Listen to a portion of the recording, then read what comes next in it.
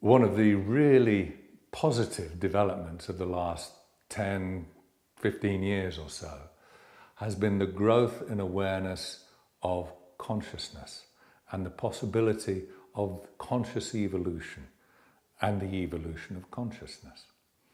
When I started doing this work 15 years ago, if I'd gone into an organization or spoken to most individuals about organizational evolution or individual consciousness and the growth of evolution of consciousness at those levels, they'd have said, "What? Get out of here, you hippie. We don't want that. We want performance. We want productivity." Now, just an incredibly short time later in terms of social history, the idea of human consciousness is broad. Many people have done their mindfulness course or have taken up meditation or yoga.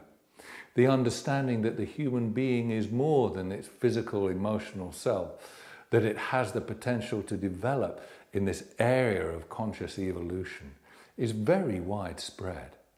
And this is wonderful. But how do we use that actively in our everyday lives? It's very difficult when you're in the middle of a meeting getting quite tense to say, "Look, stop guys, let's just take 5 minutes of mindfulness and we'll all calm down." That's not going to work. So how do I actively manage my state? Is there anything I can do so that when I find myself getting tense, I can take an inner action that other people don't necessarily perceive that will help me come back to this state of presence? Yes, there is. Of course there is. In other videos, we talk about some of the tools that you can use. Peripheral vision, for one. Low breathing, instead of the ability to breathe low with your diaphragm, because it is neurophysiologically impossible to be tense or anxious or fearful if you are in peripheral vision and have low breathing. And there is another very powerful but incredibly simple technique.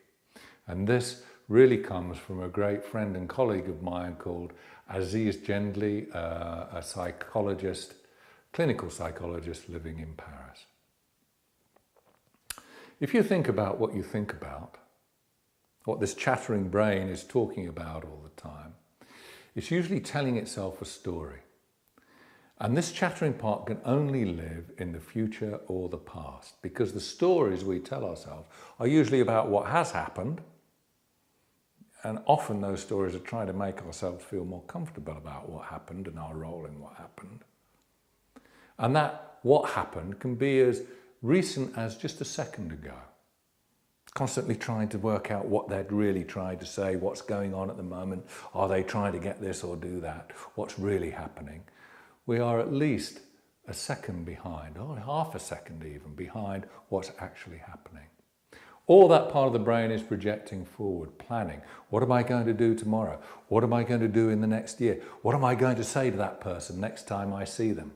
And it might be, wow, that was wonderful. Or it might be, when I see them next time, I should have said this and I'm going to say it next time. All of this is just planning forward, creating a future. We know that if I'm really present, if I'm in flow or in the zone in sporting terms, there is no story. There is simply what is happening. If you ski, what happens if you try to tell yourself a story about how you're skiing when you're skiing? Wipe out. If you're surfing, if you're sailing, if you're running, swimming, playing with the kids, having a great time with your friends, and you suddenly try and figure out with your thinking, talking brain what's going on, it immediately gets in the way.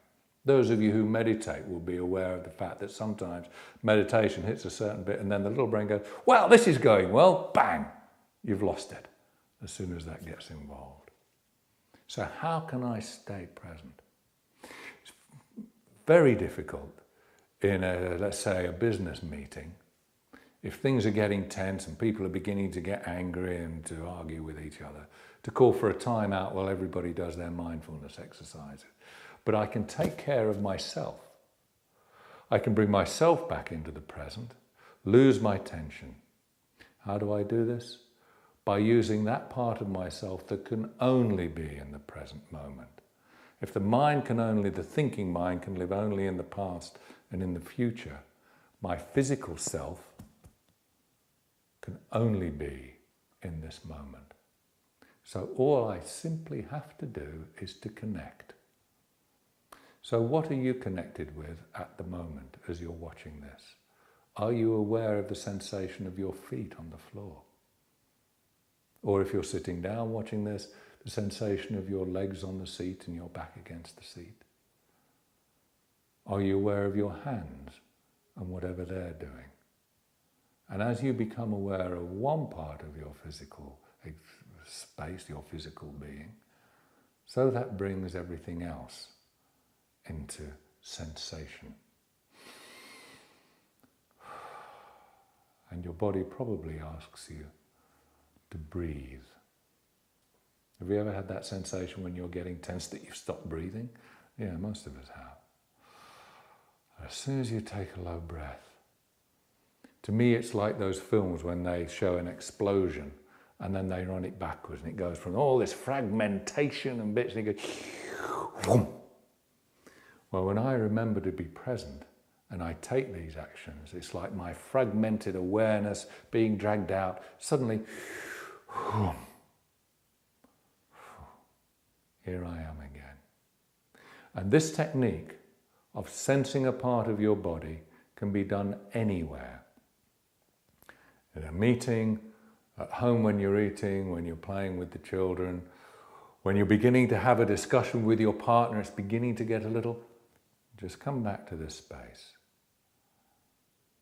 And when you're present, not only are you able to access all of your human capacity, but it gives you a whole potential of a new relationship with yourself, with other people, and with the world around.